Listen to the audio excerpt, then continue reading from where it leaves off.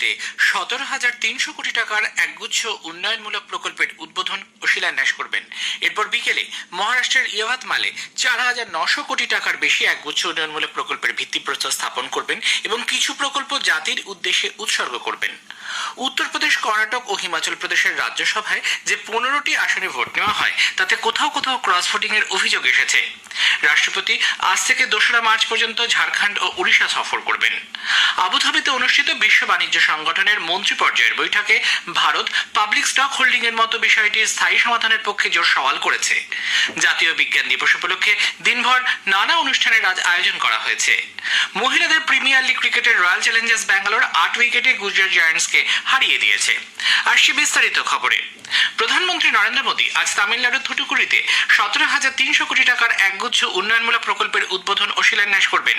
এর মধ্যে উল্লেখযোগ্য ভিও চিদম্বরম বন্দরের একটি আউটার হারবার কন্টেনারের টার্মিনালের শিলান্যাস। পূর্ব উপকূলের জন্য ভিও চিদম্বরমের বন্দরকে ট্রান্সশিপমেন্ট হাব হিসেবে গড়ে তোলার লক্ষ্যে এই কন্টেনার টার্মিনাল নির্মাণ একটি গুরুত্বপূর্ণ পদক্ষেপ। এই প্রকল্পটি বিপুল কর্মসংস্থান তৈরি করবে এবং এই অঞ্চলের অর্থনৈতিক বৃদ্ধি ঘটাবে। দেশের প্রথম পরিবেশ বান্ধব হাইড্রোজেন বন্দর হিসেবে ভিও চিদম্বরম বন্দরকে গড়ে তুলতে অন্যান্য একাধিক প্রকল্পের উদ্বোধন করবেন তিনি। এরপর বিকেলে মহারাষ্ট্রের ইয়াভাতমালে এক জনসভায় তিনি যোগ দেবেন। সেখানেই 4,900 কোটি টাকার বেশি একগুচ্ছ উন্নয়নমূলক প্রকল্পের ভিত্তিপ্রস্তর স্থাপন করবেন এবং কিছু প্রকল্প জাতির উদ্দেশ্যে উৎসর্গ করবেন। এই অনুষ্ঠানে শ্রী মোদী পিএম কিষাণ প্রকল্পের ষোড়শ পর্বে 21,000 কোটি টাকার সুবিধা প্রকল্পদের মধ্যে বিতরণ করবেন। এছাড়াও নমর শেতকারী মহাসম্মান নিধি কর্মসূচিতে সুবিধাপ্রাপক কৃষকদের কাছে দ্বিতীয় এবং তৃতীয় কিস্তি বাবদ 3,800 কোটি টাকা তুলে দেবেন। মহারাষ্ট্রের 5,50,000-এর বেশি মহিলা স্বনির্ভর গোষ্ঠীকে 825 কোটি টাকার অনুদান দেওয়া ছাড়াও রাজ্যের সুবিধাপ্রাপকদের কাছে 1 কোটি আয়ুষ্মান কার্ড বিতরণ করা হবে। অনুষ্ঠানে মোদী আবাস ঘরকুল যোজনার সূচনা করবেন তিনি। শ্রী মোদী গতকাল কেরালা সফরকালে তিরুভানান্তপুরমে বিক্রম সারাভাই মহাকাশ কেন্দ্রটি ঘুরে দেখেন। ভারতের হিউম্যান স্পেস ফ্লাইট গগনযানের জন্য নির্বাচিত 4 মহাকাশচারী গ্রুপ ক্যাপ্টেন প্রশান্ত বালাকৃষ্ণন নায়ার, অজিত কৃষ্ণন, অঙ্গদ প্রতাপ এবং উইং কমান্ডার শুভ্রাংশু শুক্লাকে অভিনন্দন জানান তিনি। সেখানে 1,800 কোটি টাকার 3টি প্রকল্পের উদ্বোধন করেন তিনি। মাদুরাইতে শ্রী মোদী অতি ক্ষুদ্র ও মাঝারি শিল্পোদ্যোগীদের জন্য ডিজিটাল পরিষেবার মাধ্যমে নতুন এক ভবিষ্যৎ গড়ে তোলা শীর্ষক কর্মসূচিতে যোগ দেন। প্রধানমন্ত্রী এবং মরিশাসের প্রধানমন্ত্রী প্রবীণ যুগনাথ আগামীকাল ভিডিও কনফারেন্সের মাধ্যমে মরিশাসের আগলেকা দ্বীপে 6টি স্থানীয় স্তরের উন্নয়ন প্রকল্পের পাশাপাশি নতুন এয়ারস্ট্রিপ এবং সেন্ট জেমস জেটি যৌথভাবে উদ্বোধন করবেন। এই কর্মসূচি ভারত এবং মরিশাসের মধ্যে শক্তিশালী এবং কয়েক দশকের উন্নয়ন সংক্রান্ত অংশীদারিত্বের উদাহরণ। এর ফলে মরিশাসের মূল ভূখণ্ড এবং আগলেকা দ্বীপপুঞ্জের মধ্যে উন্নত যোগাযোগ ব্যবস্থা গড়ে উঠবে, সামুদ্রিক নিরাপত্তা ব্যবস্থা শক্তিশালী হবে এবং আর্থসামাজিক উন্নয়ন গতি পাবে। প্রধানমন্ত্রী আগামীকাল ভিডিও কনফারেন্সিং এর মাধ্যমে বিকাশ ভারত বিকাশ মধ্যপ্রদেশ কর্মসূচিতে ভাষণ দেবেন। এই অনুষ্ঠানে তিনি মধ্যপ্রদেশে 17,500 কোটি টাকারও বেশি একগুচ্ছ উন্নয়নমূলক প্রকল্পের উদ্বোধন ও শিলান্যাস করবেন। উত্তরপ্রদেশ, কর্ণাটক ও হিমাচল প্রদেশের রাজ্যসভার যে 15টি আসনে ভোট নেওয়া হয় তাতে কোথাও কোথাও ক্রস ভোটিং এর অভিযোগ এসেছে। উত্তরপ্রদেশের 10টি আসনের মধ্যে 8টিতে জিতেছে বিজেপি, সমাজবাদী পার্টি পেয়েছে বাকি 2টি আসন। কর্ণাটকে 4টির মধ্যে 3টি আসনে কংগ্রেস জয়ী হয়েছে, বিজেপি পেয়েছে 1টি আসন। ওই রাজ্যের পঞ্চম প্রার্থী জেডিএস এর ডি কুপেন্দ্র রেড্ডি 36 ভোটে পরাজিত হন। হিমাচল প্রদেশে একটি মাত্র আসনে কংগ্রেস প্রার্থী অভিষেক মনু সিংভি এবং বিজেপির হর্ষ মহাজন সমান ভোট পাওয়ায় লটারির মাধ্যমে জেতেন বিজেপি প্রার্থী। রাজ্যের মুখ্যমন্ত্রী সুখবিন্দর সিং সুখু কংগ্রেস বিধায়কদের ক্রস ভোটিং এর কথা স্বীকার করে নিয়েছেন। 68 জন বিধায়কের সকলে ভোট দিলেও কংগ্রেসের 6 জন এবং 3 নির্দল বিধায়ক বিজেপির প্রার্থীকে ভোট দিয়েছেন। রাজ্যসভায় শূন্য হওয়া 56টি আসনের মধ্যে 41টি আসনে প্রার্থীরা বিনা প্রতিদ্বন্দ্বিতায় নির্বাচিত হয়েছেন।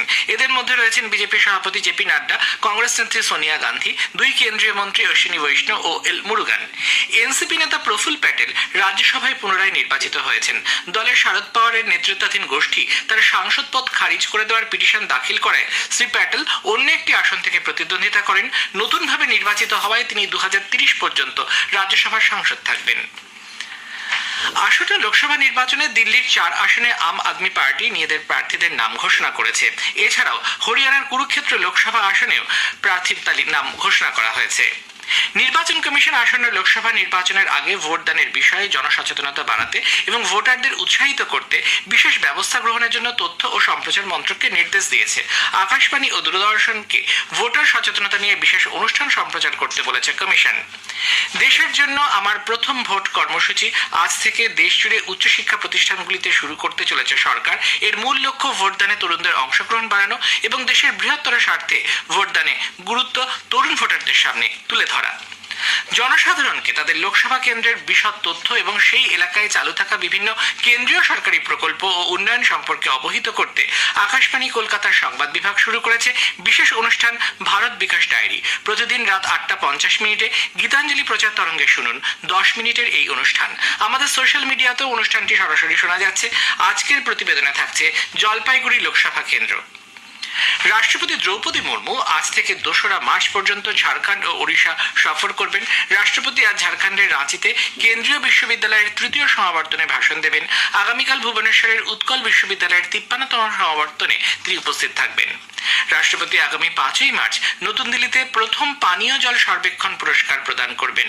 আবাসন ও নগরোন্নয়ন মন্ত্রক জানিয়েছে, জলের বিষয়ে বিভিন্ন রাজ্য ও কেন্দ্রশাসিত অঞ্চলের উৎকর্ষ ও সাফল্যের স্বীকৃতি হিসেবে পেয় জল, স্বর্ণ, রৌপ্য ও ব্রোঞ্জ এই 3 বিভাগে মোট 130টি পুরস্কার দেওয়া হবে। বাংলাদেশের একটি যুব প্রতিনিধি দল রাষ্ট্রপতি ভবনে গতকাল রাষ্ট্রপতি দ্রৌপদী মুর্মুর সঙ্গে সাক্ষাৎ করেন।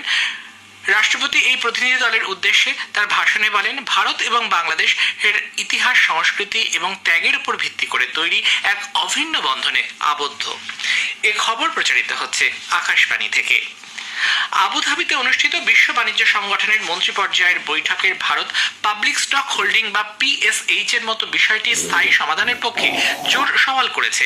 খাদ্য নিরাপত্তার জন্য বিভিন্ন দেশের সরকার নিত্য প্রয়োজনীয় সামগ্রী মজুত রাখার বিষয়টিকে PSH বলা হয়। ভারত মনে করে দেশের লক্ষ লক্ষ মানুষের জীবনযাত্রার মানোন্নয়নে খাদ্য নিরাপত্তার বিষয়টি অত্যন্ত গুরুত্বপূর্ণ।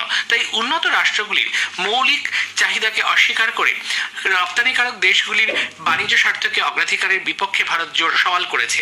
সম্মেলনে ভারত জানিয়েছে 90টির বেশি দেশ ভারতকে সমর্থন করেছে বলে জানানো হয়েছে।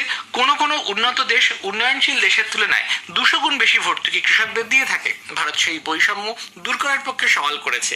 এছাড়াও কৃষিক্ষেত্রে উন্নয়নশীল দেশগুলির স্বার্থকে বজায় রাখার উপর গুরুত্ব দিয়ে প্রয়োজনীয় সংস্কারের উপর জোর দেওয়া হয়েছে। থাইল্যান্ডের উপপ্রধানমন্ত্রী তথা বিদেশমন্ত্রী পার্নপ্রি বাহিদ্দানুকারা উপরাষ্ট্রপতি জগদীপ ধনখড়ের সঙ্গে সাক্ষাৎ করেন। সামাজিক মাধ্যমে এক পোস্টে শ্রী ধনখড় জানান, তারা উভয় দেশের সাংস্কৃতিক, ভাষা ও ধর্মীয় যোগাযোগ নিয়ে মত বিনিময় করেছেন। জাপানে প্রাথমিক সরকারি পরিসংখ্যানে দেখা গেছে, পরপর 8 বছর দেশে শিশুর জন্মের হার উল্লেখযোগ্যভাবে হ্রাস পেয়েছে। 2023-এ তার রেকর্ড সর্বনিম্ন হারে পৌঁছায়। জন্মের হার 5.1% কমার পাশাপাশি বিবাহের সংখ্যাও নেমে এসেছে 5.9%। মুখ্য ক্যাবিনেট সচিব ইয়োশিমাসা হায়াসি জন্মের হার হ্রাস পাওয়াকে উদ্বেগের বিষয় বলে অভিযোগ করেছেন। এর মোকাবিলায় সরকার উপযুক্ত পদক্ষেপ নিচ্ছে বলে সেদেশের এক সরকারি মুখপাত্র জানিয়েছেন। ভারতীয় বায়ুসেনা প্রধান air chief marshal VR Chowdhury বাংলাদেশের মুক্তিযুদ্ধের শহীদ সৈনিকদের স্মৃতির প্রতি গতকাল শ্রদ্ধা জানান ঢাকার শিখা অনির্বাণ বেদিতে। 3 দিনের সফরে বায়ুসেনা প্রধান বর্তমানে বাংলাদেশে। আজ জাতীয় বিজ্ঞান দিবস। এই উপলক্ষে দিনভর নানা অনুষ্ঠানের আয়োজন করা হয়েছে। এবারের বিজ্ঞান দিবসের মূল ভাবনা বিকশিত ভারতের জন্য দেশীয় প্রযুক্তিকে কাজে লাগানো। এর লক্ষ্য হলো ভবিষ্যৎ ভারতের রূপরেখা তৈরি করতে দেশীয় প্রযুক্তিকে ব্যবহারের উপর গুরুত্ব দেওয়া। প্রধানমন্ত্রী সূর্যোদয় যোজনায় সৌর শক্তি থেকে বৈদ্যুতিন যান প্রকল্পের অংশীদারদের বৈঠক গতকাল মুম্বাইয়ে অনুষ্ঠিত হয়। পৌরোহিত্য করেন কেন্দ্রীয় সামাজিক ন্যায় ও ক্ষমতায়ন প্রতিমন্ত্রী রামদাস আঠাওয়ালে। সড়ক পরিবহন ও মহাসড়ক মন্ত্রী নীতিন গডকরি উত্তরপ্রদেশে জাতীয় সড়কের জৌনপুর আকবরপুর শাখায় একটি বাইপাস তৈরির জন্য 1894 কোটি টাকা বরাদ্দ করেছেন। সোশ্যাল মিডিয়ায় এক পোস্টে শ্রী গডকরি বলেছেন, এর ফলে ঘনবসতিপূর্ণ জৌনপুর শহরে ট্রাফিক চলাচল সহজ হবে। মহিলাদের প্রিমিয়ার লিগ ক্রিকেটে রয়্যাল চ্যালেঞ্জার্স ব্যাঙ্গালোর 8 উইকেটে গুজরাট জায়ান্টসকে হারিয়ে দিয়েছে। বেঙ্গালুরুর চিন্নাস্বামী স্টেডিয়ামে গতকাল জয়ের জন্য 108 রানের লক্ষ্যমাত্রা নিয়ে খেলতে নেমে RCB 12 ওভার 3 বলে 2 উইকেটের বিনিময়ে 110 রান তুলে নেয়। শেষে বিশেষ বিশেষ খবর আরো একবার। প্রধানমন্ত্রী আজ তামিলনাড়ুর থুটুকুড়িতে 17,300 কোটি টাকার এবং মহারাষ্ট্রের ইয়াতভালমালে 4,900 কোটি টাকার একগুচ্ছ উন্নয়নমূলক প্রকল্পের উদ্বোধন ও শিলান্যাস করবেন।